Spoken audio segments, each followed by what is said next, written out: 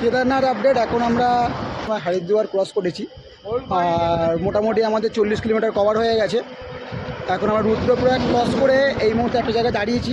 আর এখানকার ওয়েদারটা একটু মেঘলা মেঘলা টাইপের লাগছে, আর ব্যাগগুলো সেহেতু আমাদের গাড়ির ওপরে ছিল, তো সেজন্য ব্যাগগুলো সব নিচে নামাতে হলো, কারণ বৃষ্টি ওয়েদার, বৃষ্টি পড়তে পারে আর ব্যাগগুলো ভিজে যাবে।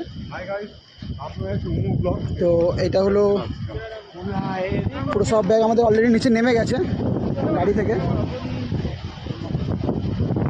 তো আজ তো আমরা গৌরীকুণ্ড হয়তো যেতে পারবো না, তো দেখা যাক কতটা ক্রস করতে পারি। এখন আমাদের 40 কিলোমিটার বাকি আছে রাস্তা। এই মুহূর্তে বৃষ্টি পড়া শুরু হয়ে গেছে, মানে ফোঁটা ফোঁটা বৃষ্টি পড়ছে। আমার ঠিক সামনে আছে অলকানন্দা রিভার, আর জলের এত গতি যে আওয়াজটা তোমরা থেকে বুঝতে পারবে, তোমরা ফিল করতে পারবে। এই হলো অলকানন্দা, ব্যাক ক্যামেরা দেখালাম, এটা হলো অলকানন্দা রিভার। আর জলের